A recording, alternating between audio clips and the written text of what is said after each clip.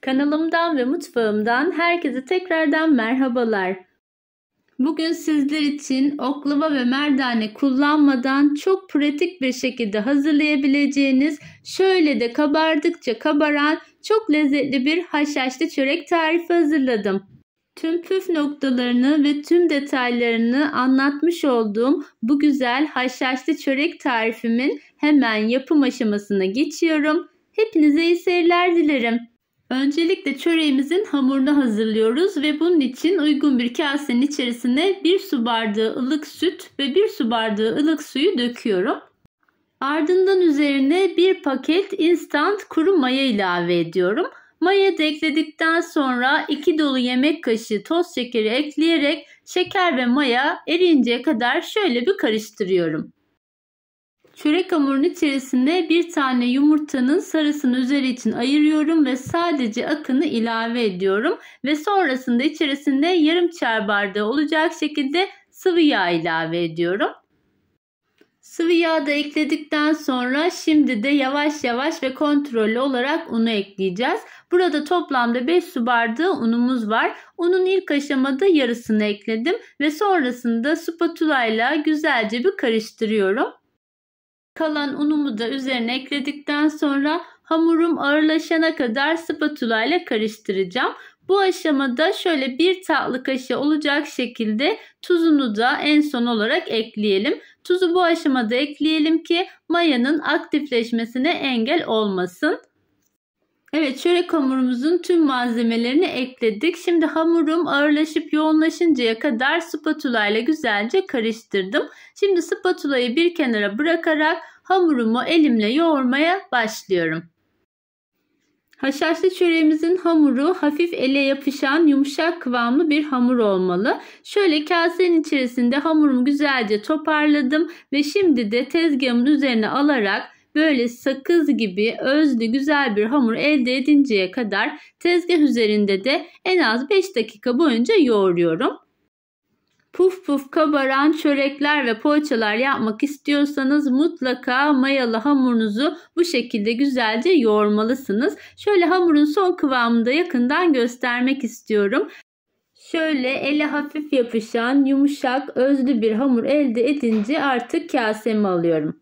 Çörek hamurunun bu kıvamda olmasına dikkat edelim. Fazla miktarda un ekleyerek hamuru sertleştirmeyelim. Şimdi üzerine bir kapak kapatarak hamuru kenarda mayalandırıyorum.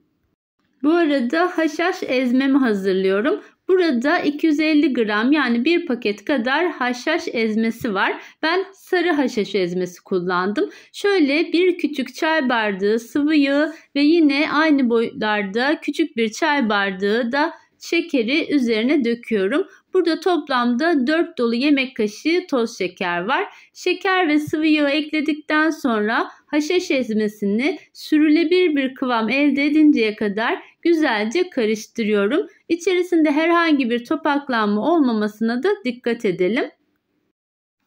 Evet, haşhaş ezmem bu şekilde sürülebilir bir kıvam elde etti. Artık hazır. Ben bu arada haşhaşlı çöreğimin içerisine şöyle küçük bir kasede irice kıyılmış ceviz kullanacağım. Sizler kullanmak zorunda değilsiniz ama ben yakıştırdığım için kullanmak istedim. Bu arada hamurum da 45 dakikada çok güzel mayalandı. Şöyle içerisindeki maya kokusunun çıkması için ilk olarak kase içerisinde güzelce bir karıştırıyorum ve sonrasında hafifçe yağlanmış olan tezgahımın üzerine alıyorum.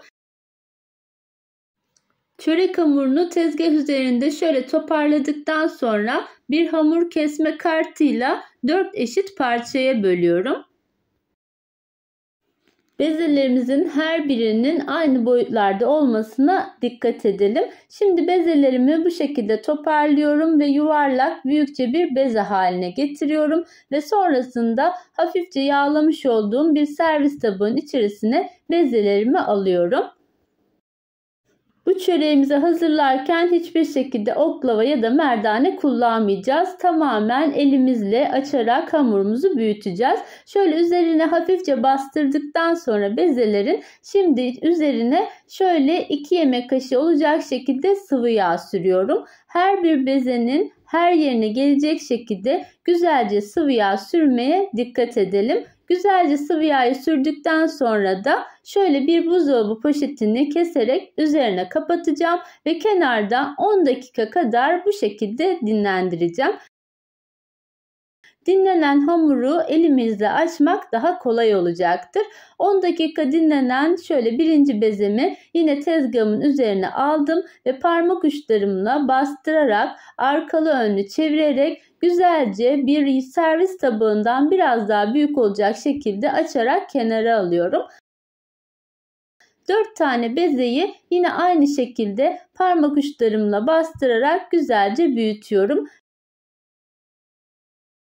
Bezeler dinlendiği için bu aşama sizi hiçbir şekilde zorlamayacak ve yormayacaktır. Bu arada tezgahınızı da yine hafifçe yağlamış olmaya dikkat edelim. 4 tane bezemi bu şekilde güzelce açtım. 4.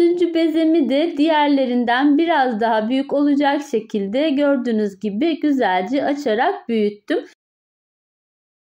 Şimdi kenarda hazırlamış olduğum haşhaş ezmemi ilk aşamada güzelce karıştırıyorum ve sonrasında 2 dolu yemek kaşığı olacak şekilde hamurumun üzerine bir kaşık yardımıyla güzelce yayıyorum. Kenarlarına, orta kısmına, her yerine gelecek şekilde haşhaş ezmesini sürmeye dikkat edelim. Haşhaş ezmesini de sürdükten sonra şöyle iri kıyılmış cevizimizden de biraz arasına serpiştirerek ikinci bezemizi üzerine kapatalım.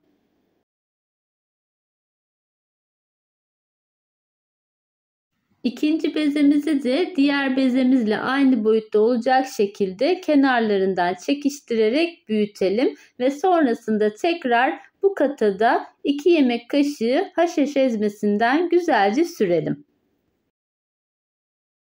Her yerine güzelce yaydıktan sonra kenardaki hamurumu şöyle üzerine bastırarak tezgah üzerinde biraz genişlettim ve üzerine tekrar aldım. 3. bezemi de bu şekilde yerleştirerek diğerleriyle aynı boyutta olacak şekilde kenarlarından çekiştirerek büyütüyorum. Gördüğünüz gibi hiçbir şekilde oklavaya, merdaneye ihtiyaç duyulmadan çok güzel elinizle çekiştirerek büyütebileceğiniz bir çörek oluyor. Hiçbir aşaması sizi zorlamayacak ve yormayacak, çok pratik, aynı zamanda da çok güzel bir tarif oluyor.